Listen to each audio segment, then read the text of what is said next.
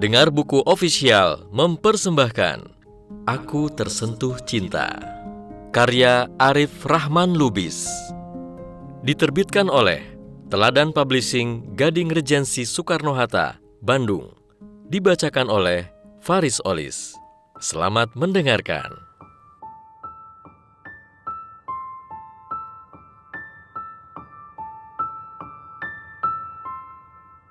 Adi bin Zaid mengatakan, "Janganlah engkau bertanya tentang kepribadian seseorang, tetapi tanyalah kepada temannya, sebab mereka saling meniru antara satu sama lain. Temanilah orang yang lebih utama takwanya, niscaya engkau akan ketularan ketakwaannya. Janganlah engkau berteman dengan orang yang hina, sebab engkau juga akan ketularan hinanya." Rasulullah Shallallahu Alaihi Wasallam sendiri yang bersabda, "Seseorang itu tergantung agama temannya. Maka hendaknya salah seorang dari kalian melihat siapa temannya." Hadis riwayat Ahmad dan Tirmizi. Karenanya, jika kamu sudah memiliki teman-teman dekat yang selalu membantumu dalam mendekat kepada Allah, maka peganglah erat-erat dia, jangan pernah lepaskan. Karena mencari sahabat yang baik itu susah, tetapi melepaskannya terkadang sangat mudah. Memantaskan ilmu. Bagaimana cara paling baik agar kamu bisa menggunakan sebuah smartphone? Kamu akan membaca petunjuknya. Bisa juga kamu amati video penggunaannya atau bertanya kepada dia yang sudah terbiasa memakainya. Bahkan ke depan sebagai tambahan, kamu bisa ikut komunitas penggunanya. Kalau terkait smartphone kamu melakukan hal-hal di atas, tidak mungkin kan untuk urusan pernikahanmu kelak kamu tak memantaskan ilmu? Beneran loh, kurangnya ilmu bisa menyebabkan gagal paham, sehingga melakukan berbagai kekonyolan. "Mbak, maaf, saya butuh pembantu yang sudah pengalaman untuk bersih-bersih rumah dan nyetrika." "Nggak ada." "Kalau gitu yang masih pemula juga nggak apa-apa, Mbak." "Nggak ada." "Lah elah, Mbak. Kalau gitu yang mana aja deh. Saya butuh pembantu segera nih." "Mas, ini Bang, bukan agen pembantu rumah tangga." "Lah, si Mbak gimana? Ngapain di depan ada tulisan gede? Kantor cabang pembantu." Hehehe. Adakah sama orang yang tahu dan tidak tahu? Tentu sangat jauh bedanya. Betapa Islam mengajarkan pentingnya berpikir dan berpengetahuan. Sehingga di dalam Al-Quran banyak sekali ayat yang mengajak kita untuk memperhatikan, mempelajari, dan memikirkan. Di dalam firman Allah, di alam dan pada sejarah, semuanya terdapat pelajaran bagi mereka yang memikirkan. "Ini adalah sebuah kitab yang kami turunkan kepadamu, penuh dengan berkah, supaya mereka memperhatikan ayat-ayatnya dan supaya mendapat pelajaran orang-orang yang mempunyai pikiran." Quran Surat Shad ayat 29.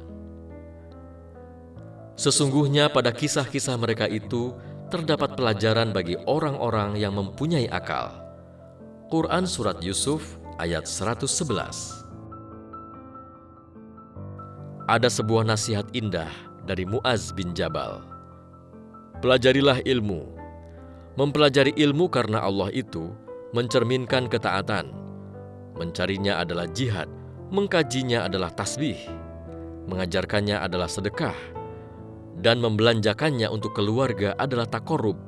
Ilmu adalah pendamping saat sendirian dan teman karib saat menyepi."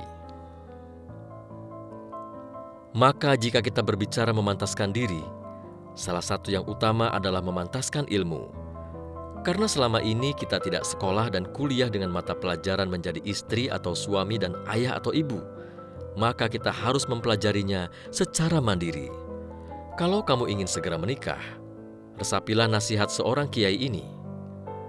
"Untuk memancing undangan Allah untukmu berhaji, maka pelajarilah dengan sungguh-sungguh manasik haji.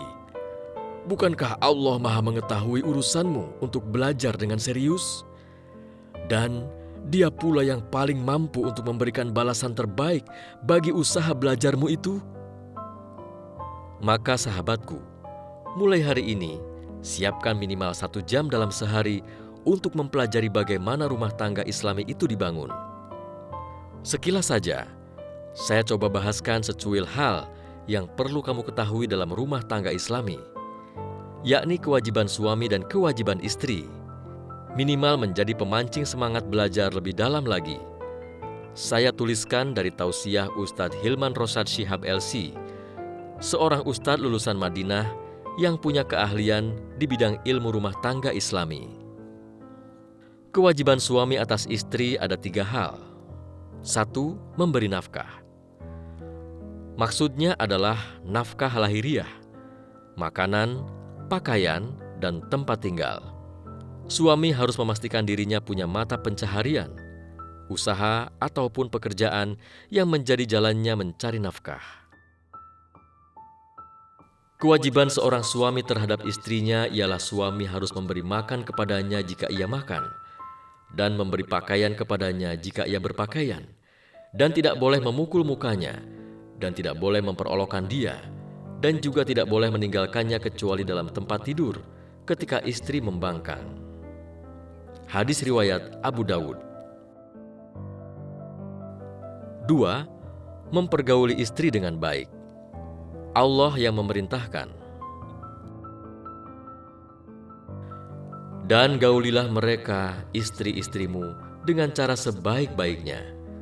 Quran Surat An-Nisa ayat 19. Dan Rasulullah Shallallahu Alaihi Wasallam yang mencontohkan, sebaik-baik kalian adalah yang terbaik bagi istrinya, dan aku adalah orang yang terbaik di antara kalian terhadap istriku. Hadis riwayat Tirmizi, Ibnu Majah. 3. Mendidik istri menjadi solehah. Allah Subhanahu wa Ta'ala berfirman, Hai orang-orang yang beriman, jagalah dirimu dan ahli keluargamu dari api neraka. Quran Surat At-Tahrim ayat 6. Sahabat Nabi Ibnu Abbas radhiyallahu an pernah berkata, berilah pengetahuan agama kepada mereka, dan berilah pelajaran budi pekerti yang bagus kepada mereka. Kewajiban istri kepada suami secara umum ada 2 hal. Yang pertama adalah patuh kepada suami. Yang kedua, membahagiakan suami. Ini sesuai dengan sabda Rasulullah Sallallahu Alaihi Wasallam.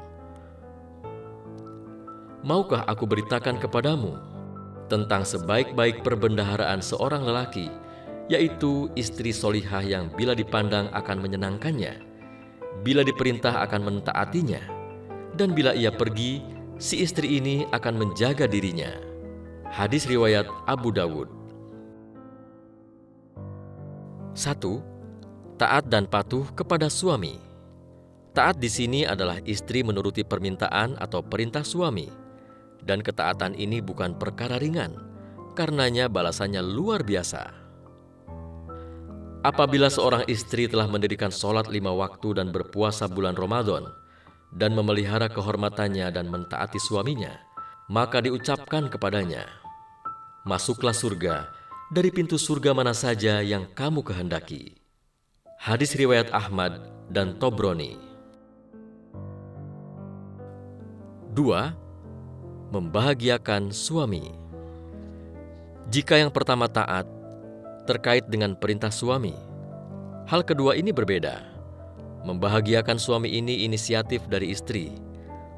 Melayani suami sebaik-baiknya, berpenampilan terbaik, akhlak terbaik kepada suami, dan lainnya. Hal ini sangat berat, karenanya balasannya pun luar biasa. Dijamin masuk surga. Siapa saja istri yang meninggal dunia, sedangkan suaminya ridho terhadap kepergiannya, maka ia akan masuk surga. Hadis riwayat Tirmizi. Apakah mengetahui yang di atas sudah cukup? Tentu tidak.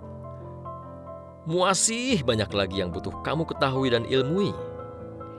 Bagaimana menjadi suami penuh cinta, bagaimana menjadi istri penuh pesona.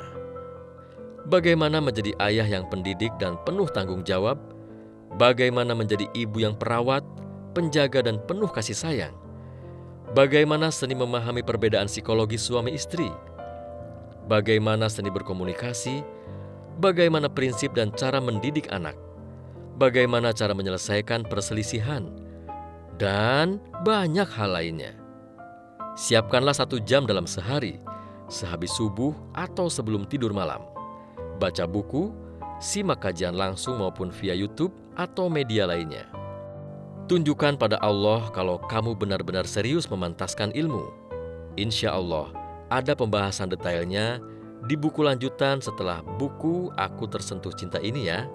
Selain banyak membaca dan menonton atau mendengar kajian, kamu bisa memantaskan diri dengan silaturahim ke saudara, sahabat, kakak, ustadz atau ustazah yang sudah menikah, dan kamu lihat pernikahannya penuh kebaikan, keharmonisan, sakinah, mawaddah, dan warohmah. Tanyakan, bagaimana beliau-beliau secara real membangun rumah tangganya. Tanyakan juga duka-duka selain hal-hal yang membuat bahagia. Lalu pelajari bagaimana mereka menyikapinya. Masya Allah. Mudah-mudahan semakin luas wawasan dan pengetahuanmu tentang membina rumah tangga dan semakin baik antisipasimu jika kelak sudah berkeluarga. Cukup? Masih ada satu lagi. Selain kedua hal tersebut, usahakan pula dengan memiliki komunitas belajar Islam yang berkesinambungan, halakoh tarbiyah atau liko, atau ngaji pekanan. Di kampusmu, di lingkungan kerjamu, di lingkungan masjid dekat rumahmu, semoga ada. Karena selain kamu secara rutin, sepekan sekali bisa menambah ilmu dan mencharge ruhiyahmu, kamu juga mendapatkan sahabat-sahabat yang saling mendukung amal soleh dan kebaikan. Kamu pun mendapatkan murabi, murabbiyah atau ustaz, ustazah yang bisa menjadi tempatmu bermusyawarah dan bertanya, termasuk urusan pernikahan. Dalam proses memantaskan diri ini, pastikan apa yang masuk melalui pandanganmu, pendengaranmu adalah kebaikan. Melalui interaksimu dengan sahabat-sahabatmu, dengan murabi, murabbiyahmu, dengan kakak dan sahabat tempatmu belajar. Kebaikan-kebaikan yang masuk akan membuat pikiran penuh kebaikan. Pikiran yang penuh kebaikan akan membentuk ucapan dan perbuatan penuh kebaikan. Ucapan dan perbuatan yang penuh kebaikan akan membentuk kepribadian penuh kebaikan. Dan kepribadian yang penuh kebaikan akan membangun kehidupan penuh dengan kebaikan.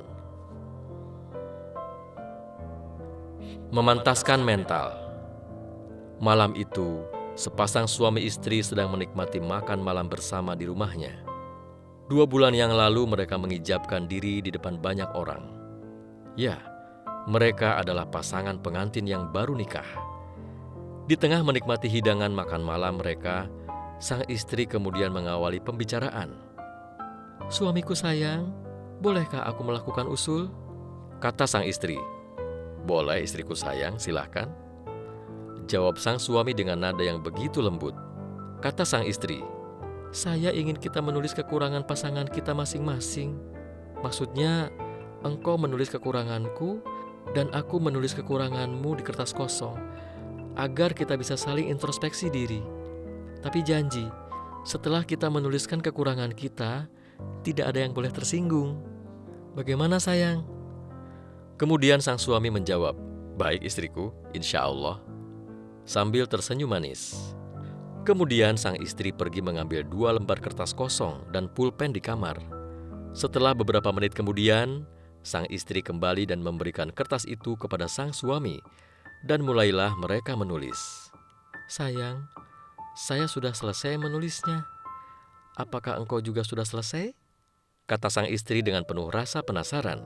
"Iya, saya juga sudah selesai," jawab sang suami sambil melipat kertas tersebut.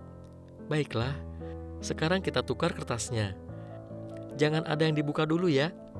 Nanti dibaca secara terpisah setelah saya membereskan makan malam ini," kata sang istri. Kemudian sang suami menjawab, "Iya sayang," sambil kecup sang istri. Sang istri pun mulai membereskan makan malam dan sang suami lantas pergi ke kamar tidur. Beberapa saat kemudian setelah sang istri membereskan makan malam tadi, Kemudian sang istri mengirim SMS kepada sang suami. "Suamiku, sekarang saya sudah selesai. Silakan dibuka kertasnya dan baca tulisannya di kamar. Saya akan membacanya di dapur," kata sang istri. Setelah itu, sang suami langsung membuka kertas dan membacanya. Setiap membaca tulisan mengenai kekurangan dirinya, air matanya tidak bisa dibendung, mengalir terus di setiap sudut matanya. Karena ternyata begitu banyak kekurangan pada dirinya. Sementara itu, di dapur sang istri juga membuka kertas. Tak lama setelah sang istri membuka kertas itu, kemudian sang istri menghampiri sang suami ke kamar. "Bagaimana suamiku? Engkau telah membacanya?" kata sang istri. "Sudah istriku, maafkan aku yang tidak bisa sempurna mendampingimu. Maafkan aku," jawab sang suami dengan air mata yang begitu deras mengalir. Kemudian sang istri balik menjawab, "Iya suamiku, tidak apa-apa. Tapi mengapa engkau tidak menulis sepatah kata apapun di kertas itu? Padahal aku telah menulis segala kekuranganmu," kata sang istri. Mendengar pertanyaan sang istri, kemudian sang suami tidak langsung menjawab, melainkan diam sejenak sambil mengusap air matanya. Lantas kemudian sang suami menjawab, "Wahai istriku tercinta, tahukah engkau, aku mencintaimu apa adanya. Sehingga aku melihat kekuranganmu adalah kelebihanmu. Dan aku tahu bahwa Allah menciptakan setiap manusia dengan berbagai kekurangannya. Untuk itu, aku sebagai suamimu dan juga sebagai imammu akan menjadi pelengkap untuk menutupi kekuranganmu. Aku mencintaimu karena Allah, wahai istriku." Sambil menangis dan berbisik lirih di telinga sang istri. Mendengar jawaban dari sang suami, lantas sang istri pun hanya bisa diam dan tak sanggup menahan tangis mendengar ucapan dari sang suami yang begitu sangat-sangat mencintainya. Allahu Akbar. Kisah di atas banyak berseliweran di internet. Kamu pun mungkin sudah pernah membacanya, sahabat. Indah dan dapat menjadi cermin kepadamu yang ingin memantaskan mentalmu. Bahwa pernikahan adalah membuka dirimu yang awalnya aku, dimasuki kehidupan oleh kamu. Aku dan kamu menjadi kita. Ada pasangan yang akan menjadi bagian dari diri kita. Rumah tangga bukan kotak ajaib tempat dirimu bisa berubah instan menjadi seperti keinginannya. Pun dia tidak bisa berubah instan menjadi seperti keinginanmu. Ada begitu banyak toleransi, penyesuaian, pemaafan, dan pengikhlasan yang butuh kita sediakan. Dalam sebuah seminar keluarga sakinah di Bandung, Ustadz Cahyadi Takaryawan, pakar rumah tangga Islami dan penulis buku serial Wonderful Family, menjelaskan bahwa ada 5 tahap dalam pernikahan yang perlu diketahui agar tidak kaget saat menjalani. Berikut saya cuplikan tulisan beliau di Kompasiana perihal kelima tahap pernikahan ini. Tahap pertama, romantic love. Pada tahap ini, Pasutri merasakan gelora cinta yang menggebu-gebu. Hal ini terjadi di saat awal-awal masa pernikahan yang banyak disebut orang sebagai bulan madu. Suami dan istri berada dalam suasana kegairahan cinta yang membara, ingin selalu bersama, merasakan ikatan yang sangat kuat di antara mereka, tidak mau jika ada yang memisahkan mereka.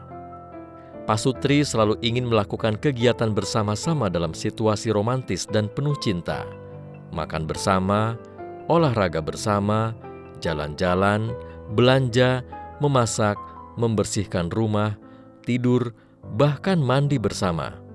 Mereka berdua seakan menikmati surga dunia yang sangat indah dan serba menyenangkan. Istilah mawaddah dalam ungkapan sakinah, mawaddah warahmah tepat untuk menggambarkan situasi asmara yang menggebu ini.